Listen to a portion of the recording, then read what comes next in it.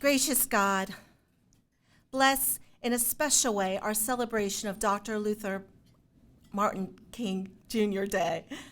May the example of Dr. King inspire us to have the daring and determination to follow his example in fighting injustice and living the gospel of love. Lord, remind us that we have all been created in your image. Open our eyes and heart to see people as you see them, and remind us that you show no partiality with regards to nationality, race, or gender. And for us to do so would go against your great commandment of love toward one another.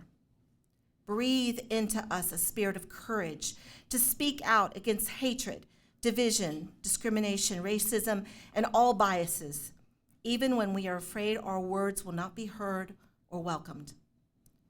On this day that is not simply a day on the calendar, but a day on which we gather together to remember, serve, work, and pray.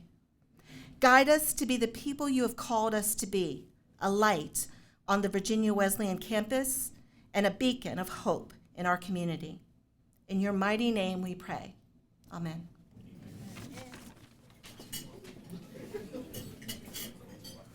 Thank you, Marie, and good afternoon, everyone. Thanks for joining us today for this special lunch commemorating the life and legacy of Dr. King. And special thanks to our alumni and friends who are following the webcast of this event. Our nation is experiencing an extraordinary time of division, anger, and frustration. Yet it is instructive to remember that we've been here before. Dr. King's fight for civil rights and social justice began well before the social protest era of the 1960s. But it was then that his elegant voice and brilliant writings were recognized and honored with new urgency and a commitment to action. During that turbulent era, which some of us remember firsthand, Dr. King was an advocate for peace and nonviolence, but his resolve was as hard and unbending as steel. We can take comfort in our time that while the fight for social justice is far from over, his example continues to inspire us, teach us, and motivate us. I'm delighted to introduce a very good friend of Virginia Wesleyan University, a man who knows all about inspiration and motivation, and he's Senator-elect for just one more day, Aaron Rouse. Tomorrow, he becomes Senator Aaron Rouse. Senator Rouse represents the 7th State Senate District, which includes parts of the cities of Virginia Beach and Norfolk, including our campus. He is the first African-American senator to represent the city of Virginia Beach in the General Assembly. He served 4 years on the Virginia Beach City Council. His wife, Jennifer, wave Jennifer, who is a member of the Virginia Wesleyan University class of 2008, is also with us today, and she was recently elected to the Virginia Beach City Council.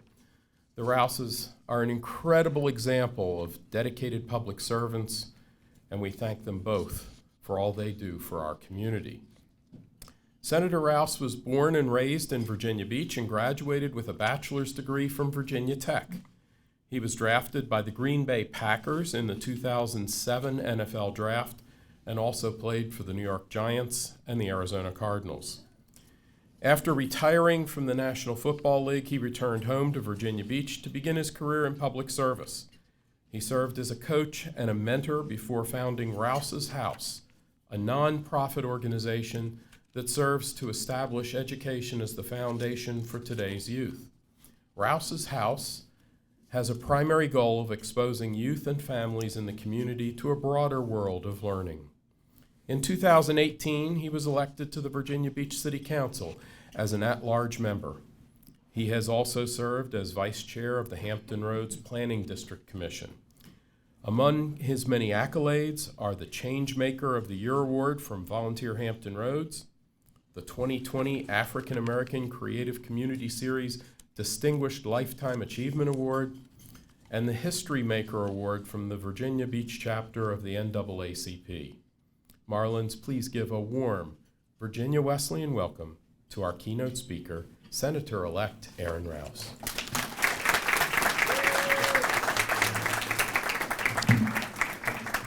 Well, good morning. Good morning. Good morning. All right, let's go. Good morning. It's a pleasure to be here with you all this morning. Thank you, President Miller, for that great introduction. First, I want to thank my wife for being alongside me for this long and wild ride here. But it's a pleasure to speak with you this morning. I will not be long in my words, but what I say, I want you to listen. I want you to think. I want you to think about who you are and who you want to be, who you want to become. And I want you to think about how you're going to define yourself. Every man must decide whether he will walk in the light of creative altruism or in the darkness of destructive selfishness. Martin Luther King Jr. Now, how many of you know what it means to be a trailblazer? Let me help you. Here are some words that are synonymous with being a trailblazer: a pioneer, an innovator, a groundbreaker, a trendsetter. Now, here are some quick definitions of those terms. A pioneer, a person who was among the first to explore or settle a new country or area, or develop to be the first to use or apply a new method, area of technology, or activity. An innovator, a person who introduces new methods, ideas, or products. A groundbreaker is an innovator. A trendsetter, a person who leads the way in fashion or ideas. Now, what do they all have in common? Think about it. In order to be a pioneer, an innovator, a groundbreaker, or a trendsetter, you have to envision something others do not. An idea born from the imagination of what could be. And then, much like Martin Luther King Jr.'s dream, what should be. But no one ever tells you how hard it will be, and not because they necessarily do not care, but mostly because they cannot see your destination. They have not witnessed your dream. You see, friends usually have warnings: slow down, be careful, don't do this, don't do that. And antagonists usually have false support. Good luck, you got it. Oftentimes, a trailblazer walks a path filled with hot coals of discontent and a minefield of adversity and disappointment. But you have to remember your destination. You know the way because it's right here.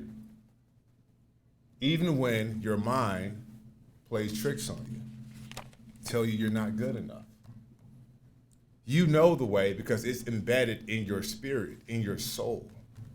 You see, I reflect on Dr. King sitting in a prison in Birmingham jail, and I marvel at the strength he possessed to write his now famous letter from Birmingham jail. It was there where he made one of his most famous quotes: "Injustice anywhere is a threat to justice everywhere.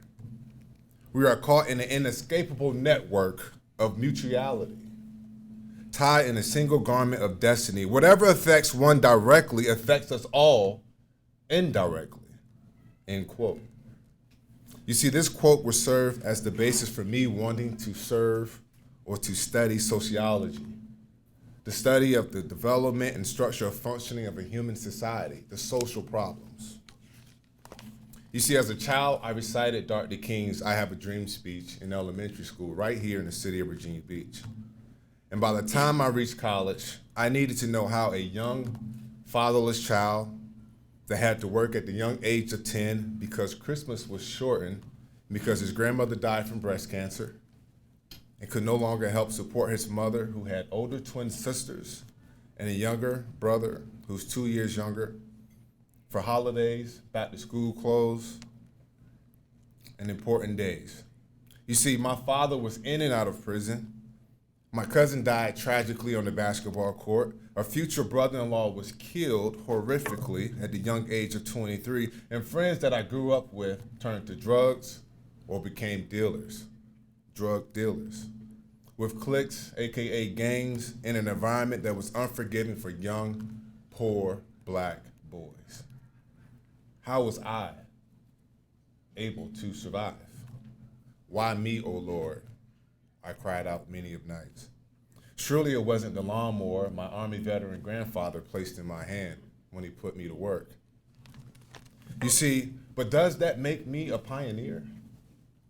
All I wanted to ever do was provide a safe place on fertile ground for everyone to be human and recognized as such, to be who they are and who they will want to be. You see, does that make me a trailblazer? It only does if the trail I am blazing lights the way for others to follow. You see, Vince Lombardi said, you know I had to bring a football quote, right? Vince Lombardi said, leaders are made. They are not born. They are made by hard effort, which is the price we all must pay to achieve any goal that is worthwhile.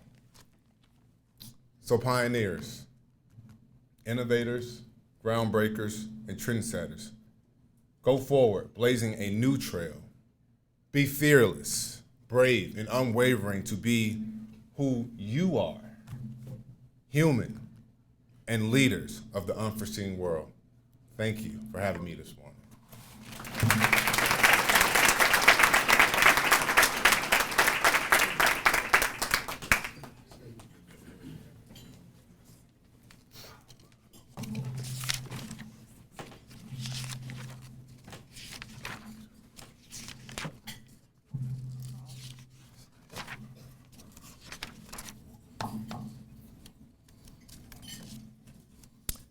Aaron, we thank you again, and I'm thankful that I can move this down now to a comfortable level.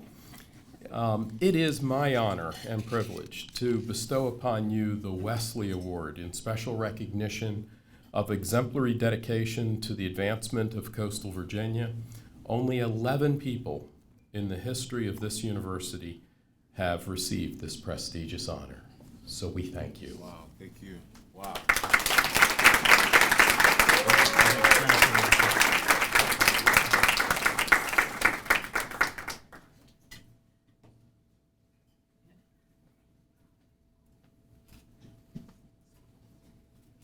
Jennifer, why don't you wait a second, Steph? We gotta get her. We got it, yes, absolutely. There we go. Now.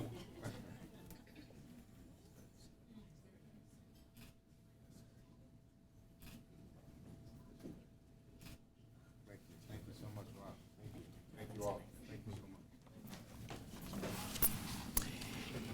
Each year, Virginia Wesleyan University presents an award on Martin Luther King Jr. Day to a student who practices the ideals set forth by Dr. King: courage and conviction in valuing differences, commitment to seeing beyond borders by building inclusion, compassion for humanity, and/or commitment to social change. In 2020, this award was named in honor of our esteemed trustee and alumna, Mavis McKenley. It's clear to everyone who meets Mavis that she represents the very best of Virginia Wesleyan and a liberal arts education. Beyond her success as Vice President and Trust Officer at AMG National Trust Bank, she's fair, kind, compassionate, and committed to doing her part to promote and advance the goals of Virginia Wesleyan University and the betterment of coastal Virginia.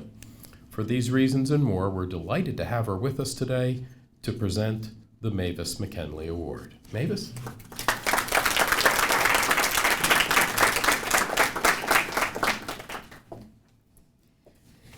Good afternoon, everyone. My name is Mavis McKenley, and as Dr. Miller said, I am a graduate of the class of 2011.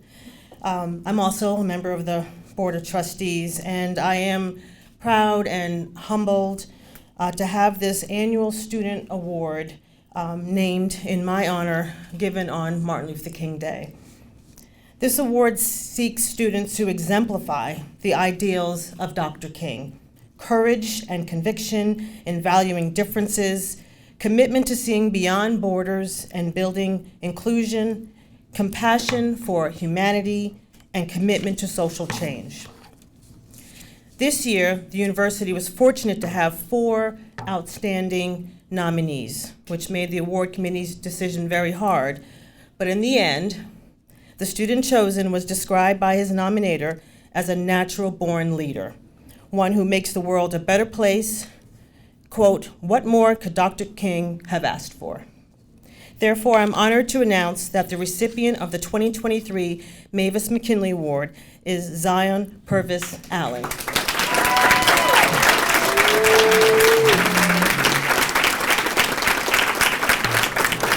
Through his spirit of kindness, Zion works to bridge the gap that exists in today's society by being an active participant in his community, embracing difficult conversations. He is dedicated to social change by continuing to support positive growth for the next generation of young people at Virginia Wesleyan and beyond. From the moment Zion arrived at as a Marlin, he was shown great compassion for humanity. He is actively engaged with student organizations, residence life, enrollment, dining services, and the Learning Center through various jobs on campus. He is passionate about making everyone around him feel included by listening and showing empathy for all with a smile and positive attitude. Zion is committed to not only helping the Marlin community, but the greater coastal Virginia community as well. He was one of the first people to sign up for the Habitat for Humanity build in Chesapeake this past fall and really made an impact. As one of the nominators stated, Zion is always willing to show up and offer a helping hand to anyone in need. He goes above what he's asked to ensure that those around him are well taken care of. Zion, thank you for being such a wonderful light for your neighbors and classmates. Because of your great example, I am more proud to be a Marlin like you. Congratulations.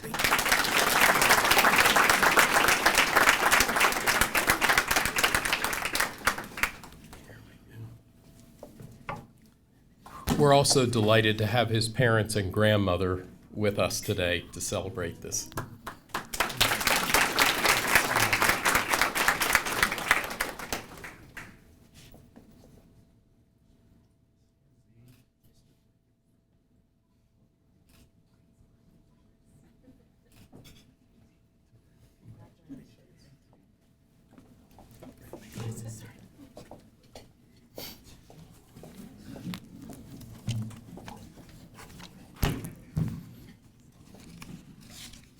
I want to thank everyone for joining us to celebrate the life and legacy of Dr. Martin Luther King Jr. May we renew our commitment to social action, inclusiveness, and justice each day as Dr. King did. May we honor his work with progress of our own and celebrate new voices that in their own way will inspire us to meet the challenges we continue to confront. My special thanks to, I'll call him Senator now, even though it's a day early, Senator Aaron Rouse, trustee and alumna Mavis McKenley, Director of Student Ministries Marie Porter for their participation in our commemoration event, and congratulations to our Student Award recipient Zion Purvis-Allen once again. You really are very deserving of this honor. To our Marlins and friends who joined us, we thank you for being here. To those watching our live stream, thank you for joining us. I hope you all have a great day as we continue in our efforts to make our country all that Dr. King dreamed that it could be. Please continue to enjoy lunch. After lunch, visit with our guests and honoree, and thank you again for coming.